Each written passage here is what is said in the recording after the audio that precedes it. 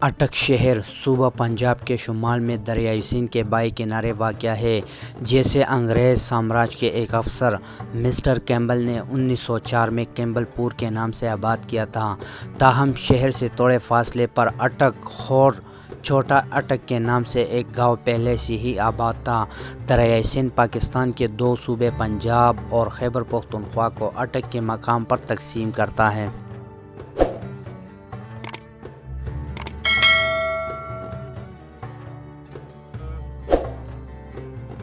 کہا جاتا ہے کہ ماضی میں حملہ آوروں کو دریائے سندھ کی وجہ سے یہاں رکنا پڑتا تھا۔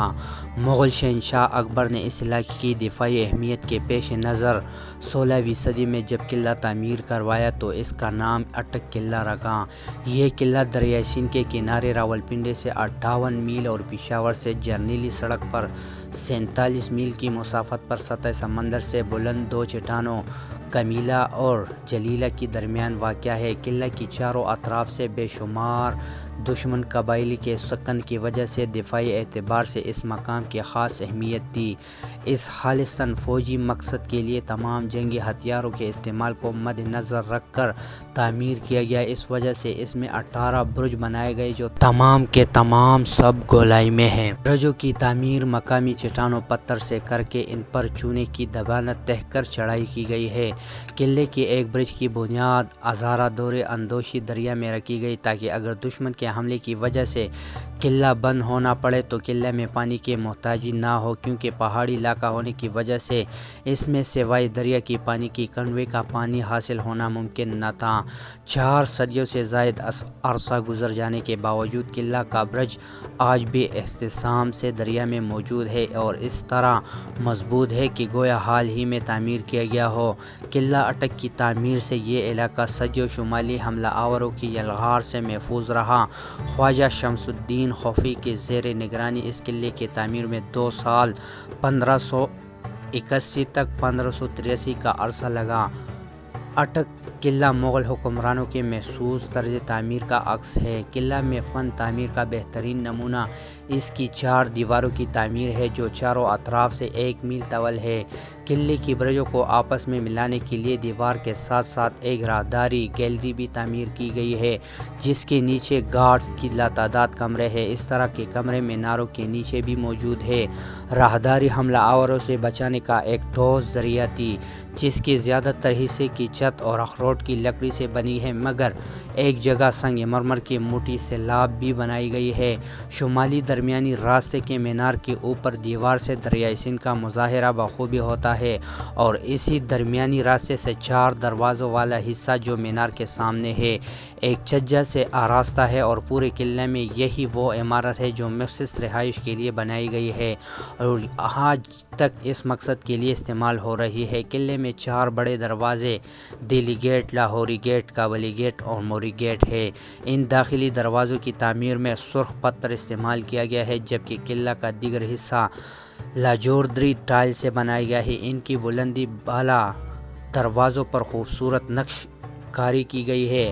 آہنی روڈی سے مزید دہلی اور کابلی گیٹ مست ہاتھیوں کے حملوں کے روک تھام کے لیے بنائی گئی ہے۔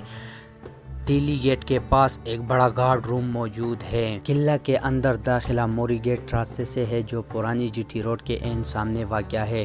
لاہوری گیٹ قلعہ کا پرانا دروازہ ہے اور زیادہ تر سپاہی یہاں دروازہ استعمال کرتے تھے جو بازار کو جاتا تھا۔ قلعہ کا اسلحہ خانہ 1857 میں بنایا گیا تھا جو پرانے لاہوری گیٹ کی جگہ پر تھا۔ دہلی گیٹ کے اندر سے گزرتے ہوئے قلعے کے نیچے اور اوپر والے حصے میں داخل ہوا جا سکتا ہے۔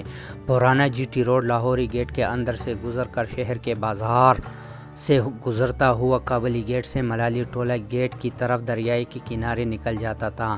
دہلی گیٹ سے اندر جائے تو اس طرف ایک بہت بڑا ساموئین کا ہال ہے۔ قلعے کے اوپری حصے میں خواتین کے لیے ترکی کی طرز پر منفرد حمام ہے جو کہ مغلوں کا ایک حصہ ہے۔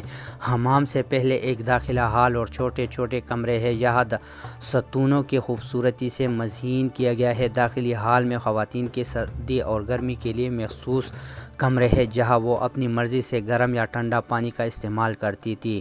دوہری دیوار آج بھی دیکھی جا سکتی ہے جہاں پانی گرم کر کے بھاپ مہیا کی جاتی تھی۔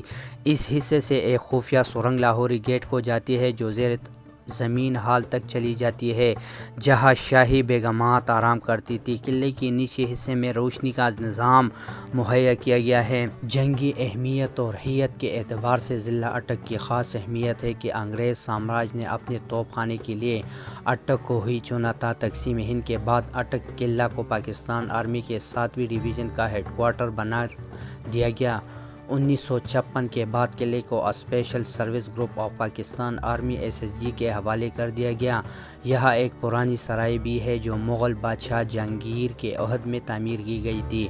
اٹک قلعہ کے گرد و نواح میں خوبصورت ترین مقامات میں سے ایک مقام باغ نیلاو ہے۔ اس کے علاوہ پانی کا پھیلاؤ اور کالا چٹا کی سرسبز پہاڑیوں جن کی بلندی 3800 فٹ ہے اس علاقے کی خوبصورتی میں خاطر خواہ اضافہ کرتی ہیں۔